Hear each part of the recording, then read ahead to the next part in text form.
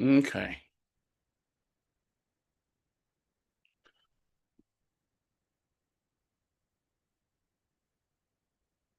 Okay.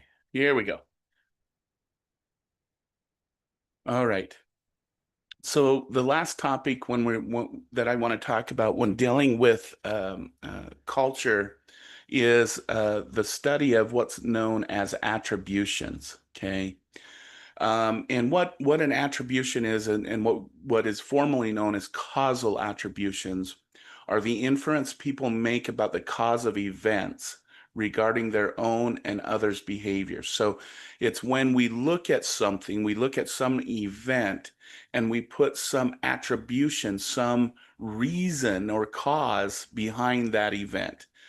Um, and one of the traditional American attributions that was really studied a lot here in the United States is what's called Kelly's covariant model. Okay. What this model suggests, and it really fits very well with traditional American mindset, is people attribute behavior to causes that are present when the behaviors occur and absent when the behavior does not. Okay, so just to kind of give some examples of this, all right. Um, uh, we can look at things like victim blaming. This is a kind of a sad, extreme example, but why does someone get, for example, sexually assaulted? Well, we commonly look at the behaviors that exist when the victim was assaulted. We look at, while she was at a bar where there's a lot of pickup and flirting going on. She was dressed scantily. She was this, she was that. And they look at the behaviors that are existent within the situation that cause that behavior for her to get raped, okay?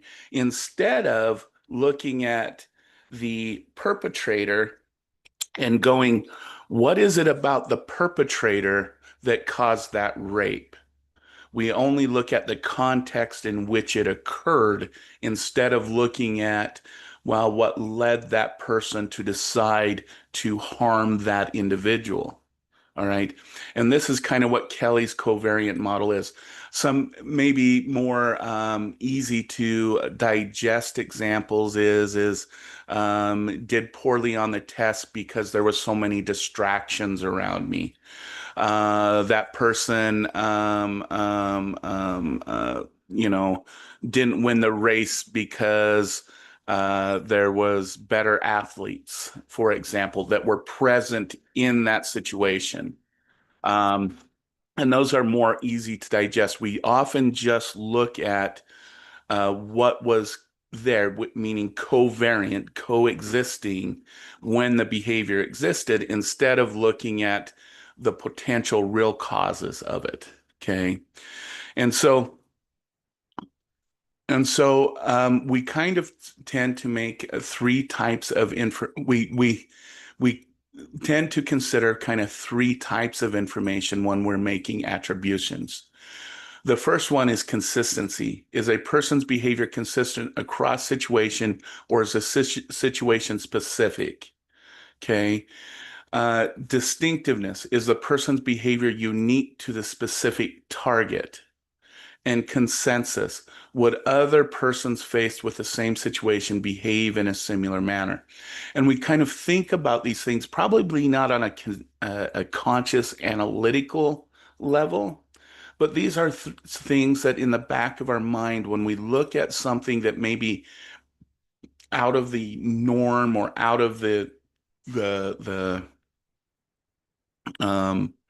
uh, situation, that we tend to look at to determine whether or not what the cause I'm not thinking very clearly all of a sudden, what the cause of that behavior is. Okay. And so consistency, distinctiveness, and consensus are the three driving kind of things that we use to make some type of inference. Okay. So let's go ahead here. Now, We also look at what's called internal and external factors. Okay.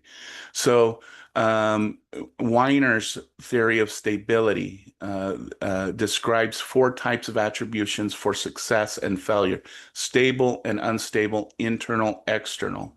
Okay. Meaning internal, is it due to the individual? External, is it because of external factors? Okay. So when we and then when we look at stable, is this a consistent thing of the individual, or is this just due to the situation or due to some extraneous event that wasn't predicted? Okay. So a stable internal factor, it means the person has a lack of ability. When we look at, for example, the view of some individuals in the United States about homelessness, or I'm supposed to say unhoused, I believe is the proper term today. Um, is that those individuals are lazy. So they find the stable internal factor that a person ends up unhoused because they're lazy and won't go get a job or work for a living. Okay. That's a stable internal factor that those people attribute to those individuals.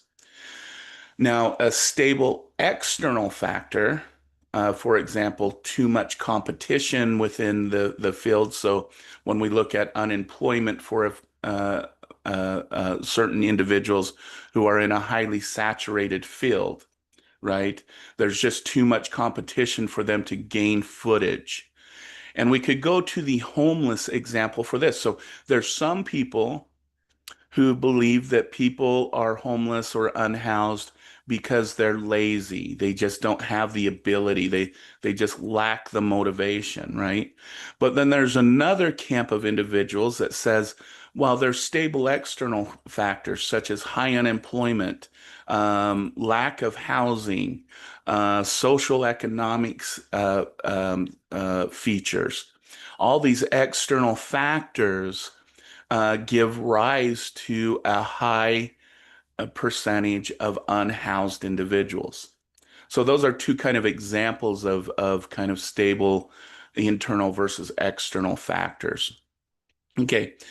When we get to unstable internal versus external factors, unstable internal factors is lack of effort. So maybe in this one task or this one exam, the person just didn't put in enough time to study. They just didn't put in the effort for it.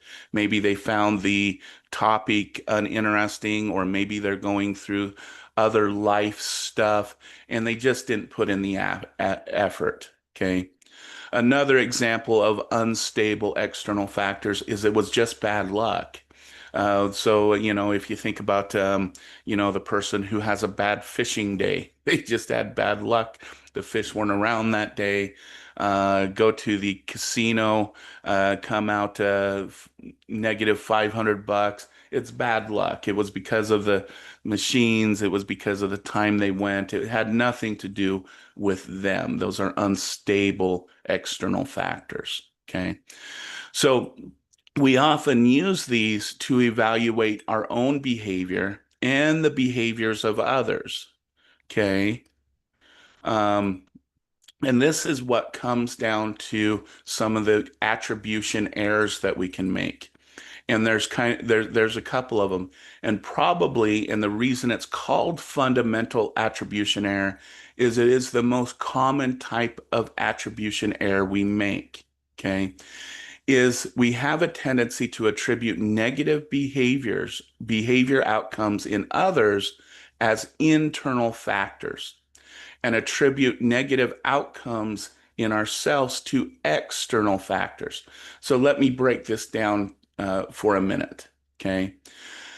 So someone who is unhoused, as you would say, okay, it's because they are lazy, unmotivated, and don't just are lazy. Okay. But let's say I myself, okay, all of a sudden become unhoused. Okay. It's because my employer didn't like me. They fired me for no good reason. It's because my mortgage company wouldn't work for me while I was unemployed. And they're just a horrible bank. Those son of a bees, they're unfair.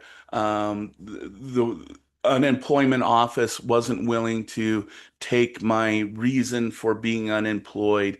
So the person that becomes, if it's me who becomes homeless, it has nothing to do with me.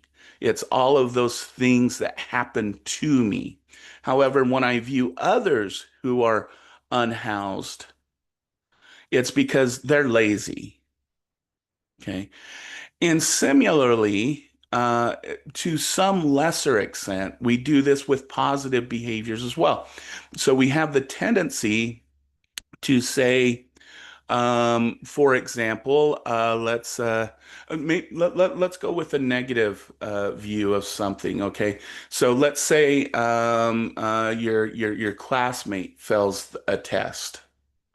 You're most likely to say, well, you're not most likely. It's not uncommon for us to say, I should say, I don't want to say this is what you would do, but this is a common reaction, is it's because they don't study enough. They don't, I find them in the socializing too much. They talk too much. They don't spend enough time studying. But let's say I failed the test. It's not uncommon for someone to say, well, the professor was tough. The test didn't match what I studied or what I was told to study. Um, Someone is out to get me. I wasn't able to study because I had a family emergency. It's going to be because something external to me is what created me failing that test. Okay. So that's kind of on the negative end. Now, on the positive end, not to the extent of negative stuff, but to some extent, we do the opposite. So when someone, for example, um, gets a job that we were competing for, let's say we're competing for a job and that person gets the job, we're more likely to attribute them getting the job because the employer was somehow must be related to them, or they did it because of what is it, DY, or the diversity stuff, or they got it because they were a different gender. It's not because of them. Okay. And we're gonna say I didn't get the job, of course, because of external reasons as well, because they had connections, right? But let's talk then about success. So let's say you get the job. Of course, it's going to be because again, because they didn't get the job. It's because they don't have the skills I have. They're unskilled. I got the job because I am the better choice. I'm the person that knows it. I'm the one that deserves it. It's not because maybe I did know the employer or I knew someone at the organization. No, it's not going to be because of anything external to me. It's because I deserve it. Okay. And this is what's known as the fundamental attribution error. We're more likely to do it for negative consequences, to a lesser degree for positive consequences. And we're more likely to do it for extremer behaviors and when we're stressed or when we're upset or when we're angry. Okay. So this is what's known as the fundamental attribution error. What builds on this is these two other ones, is self-serving bias. This is a tendency to attribute one's own success to personal factors and failures to our failures to situational factors. So this is building on that fundamental attribution error that I was talking about. We're more likely to say, I'm successful because I'm awesome. I failed because of external reasons. That professor was mean. They were out to get me. There were family issues. There were all of these external issues, and that's why I wasn't successful. Okay. And then we have what's called defensive attribution. Okay, this is a tendency to blame victims for their misfortune, and this again goes to that victim blaming. And I want to explain why this is called defensive attribution. We have the tendency to want to protect ourselves. We don't want to think that we could become a victim of assault or a victim of rape or a victim of financial something. We don't want to think that we can do that. We don't want to think that we could murder someone. We don't want to think we're good people. Okay. So, in order to distance ourselves from that, to cushion ourselves from thinking that we could have the potential of that happen to us, we tend to blame a victim for what happened to them. Because if it was because of the victim, that lessens the chance, because I'm different from them, that lessens the chance that I myself will become a victim. Okay. And this is the basis of victim blaming, is it's a defense, if you want to use the word defense mechanism, in this sense, it's a defensive attribution that I need to psychologically distance myself so that I feel safe in knowing that I'm not like them. Therefore, that will not happen to me. Okay. And that's another type of attribution we tend to make. Okay. So let's talk though. So what we've been talking about so far is findings that we have found in Western psychology. Okay, and and we find that in the Americas, Western European psychology, what we just talked about kind of tests well. Okay, these attribution errors, self-serving, defensive, causal, internal versus external causals, they tend to measure well, they tend to be consistent, but when we test them in different cultures, we find that there are a lot of differences in attributions. In fact, most of these theories have failed what's called the universalism test, meaning that when we go, these are not human species specific things that we do. These attribution theories and attribution ideas are very much an American, Western European finding. Okay. So let's kind of take a closer look at this from a cross-cultural perspective. Okay, let me go back to attributions.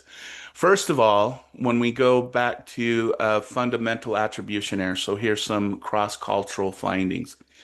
We find that, for example, in more collective societies, especially within the eastern coast of Asia, including Japan, China, Thailand, the Philippines, that the fundamental attribution out error does not work out at all. What we find in those situations is that most everything, if something is out of the ordinary, they make external attributions for both themselves and others.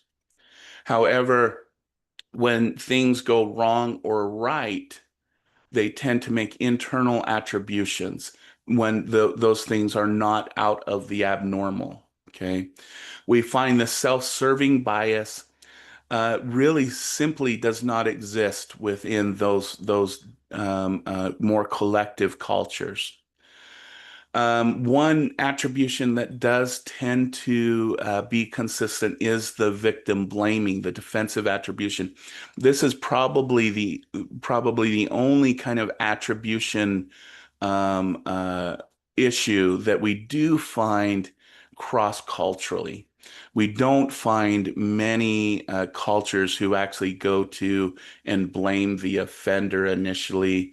Initially, in most cultures, we find that humans tend to blame the victims again for that psychological security.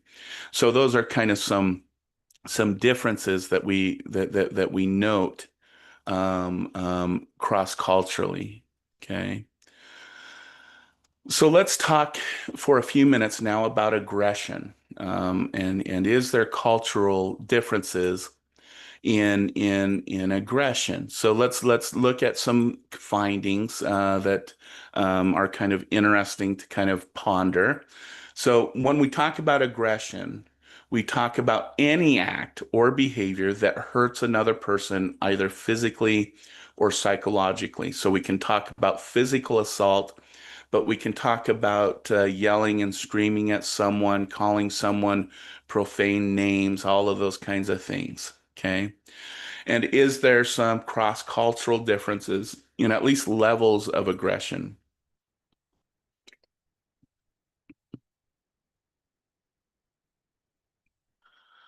All right. First of all, let's look at Robbins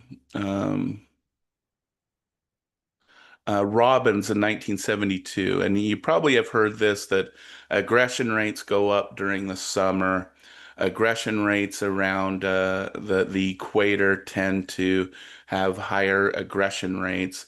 And again, yes, it is true that countries in hotter climates are associated with higher murder rates. Okay. But let's break this down for just a minute and let's be clear about this. Is it because of hot weather, temperature, or is it due to other factors? Okay. And since Robbins 1972, it was assumed that it had to do with temperature.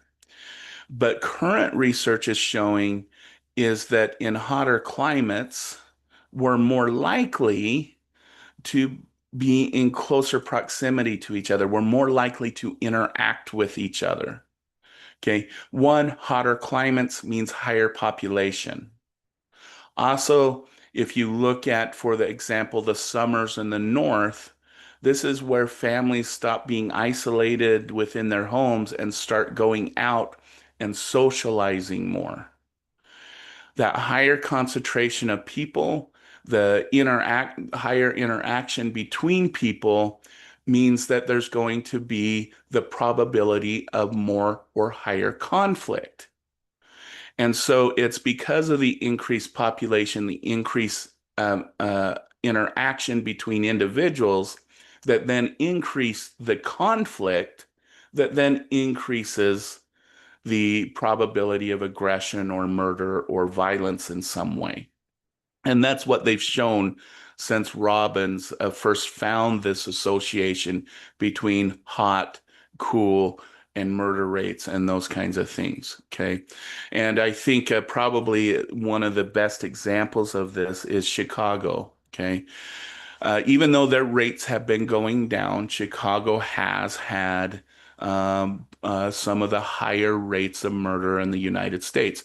I do want to say this right now. It is not because of illegal immigration. If you look at the people who are in prison in Chicago, 98% of them are American-born citizens. So I just want to clarify that. But that's getting political, and I don't mean to be that way, but I just want to make sure we have the facts.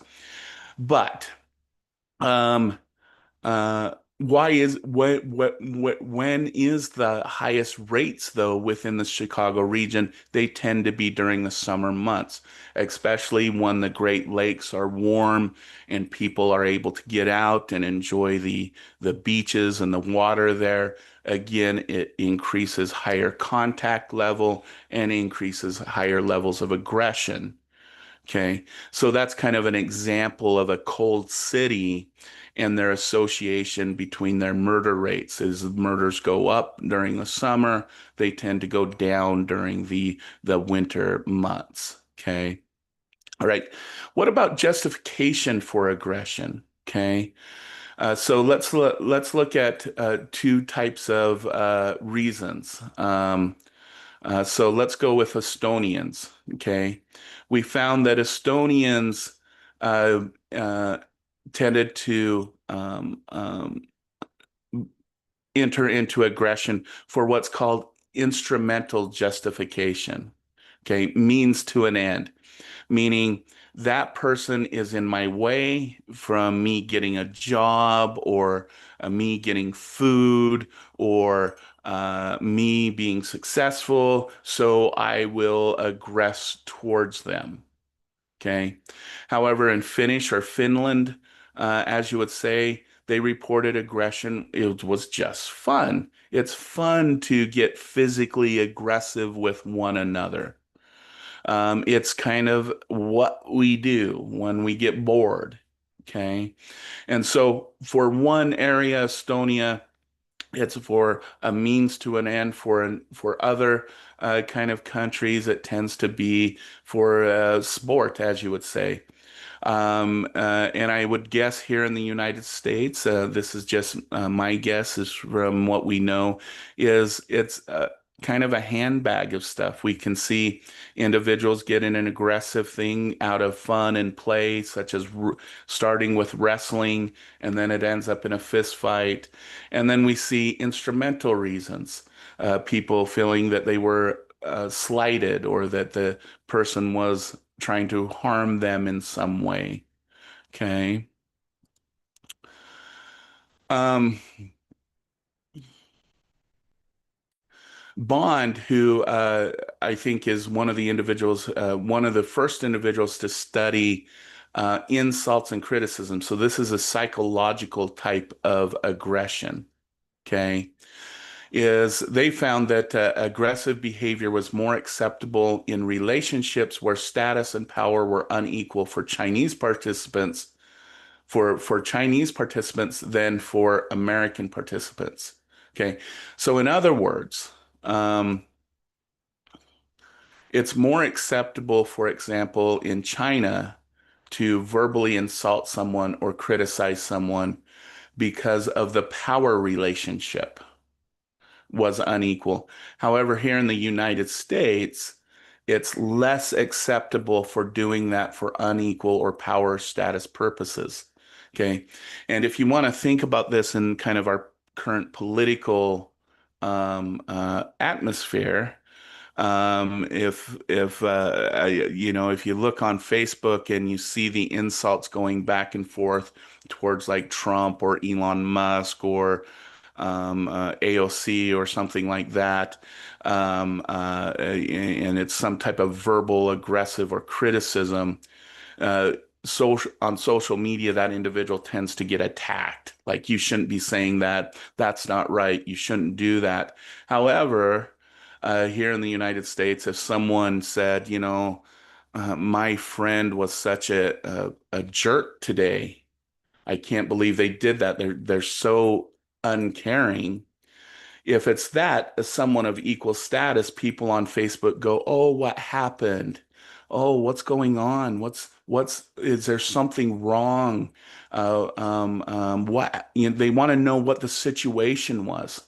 They're not going to say you shouldn't be saying that about that person unless there's an unequal power between that person and who they're aggressing towards.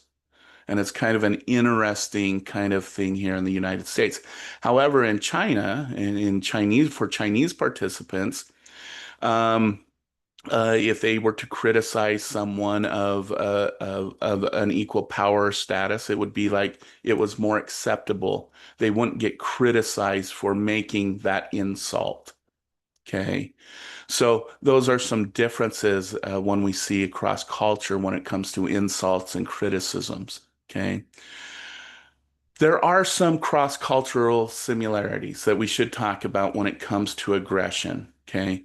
So across cultures, we do find that overt physical and verbal aggression is more prevalent among boys than girls. Okay.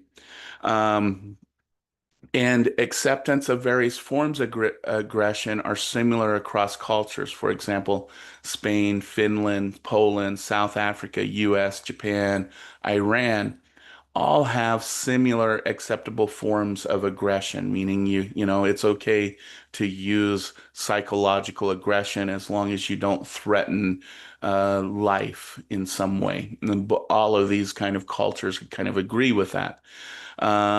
It's okay to be aggressive to defend oneself.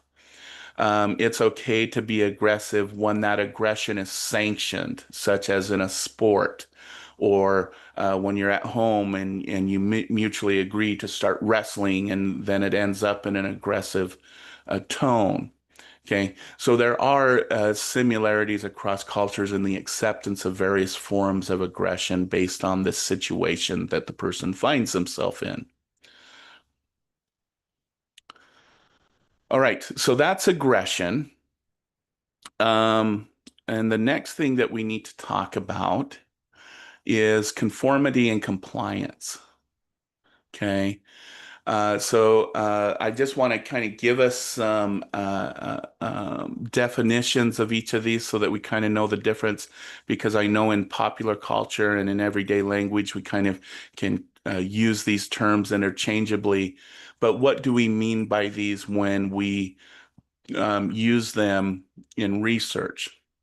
Conformity is yielding to the real or imagined social pressure. Okay, so what does real versus imagine mean, and what do we do? Real conformity is that, for example, this is a very basic example. When you're told to stand in a line, right? Or when you're having a group photo taken and someone says, "Hey, you stand there," you kind of just conform to it, and whatnot. Okay. Imagine social pressure is when you conform to some social norm, even though someone is not there. And the best example I can have is when you're in a very rural place, it's 2 a.m. in the morning, there's not a car in sight, and you come to a red light or you come to a stop sign. And even though no one's there, for the most part, people will wait for the green light, right? And even those who don't wait for the green light will kind of look around and make sure no one is looking or could see them violate that rule or violate that social thing. That's conformity. Okay. Um, so that's conformity. Compliance is yielding to social pressure in one's public behavior, and if one's private beliefs may not have changed. Okay, so this is when we do something that is either in agreement or in opposition to our own private beliefs, or whatnot. And probably, the best kind of extreme example of this is rioting behavior. Okay. And there's some really interesting studies on this that have just come out, not actually from psychologists or sociologists, but physicists. Okay. And so let's talk about rioting behavior. Rioting behavior, in order to start a riot, it actually only takes about three people within a group of about 20. Okay, that's all that is needed. The only necessity to start a riot. Those three start those extreme behaviors and starts giving into and starting to feel that aggressiveness. And then that then attracts, if you want, or makes the other individuals within that group feel like they need to behave in that similar manner. And then that starts kind of this wave of compliance throughout that social group. Okay. And I mentioned this thing with physics is especially when we get into large groups,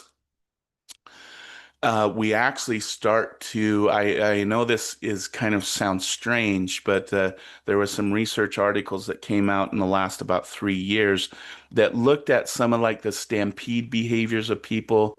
There was in that country where uh, hundreds of people were stampeded by a rioting behavior of thousands of people. Um, and they've analyzed those things and what the behaviors look like is similar to the behaviors of water. Okay, I want you to think about this. Human beings in a compliant situation within a rioting context, the more and more people that get involved, the more and more that that group becomes one cohesive body that acts and behaves just like water.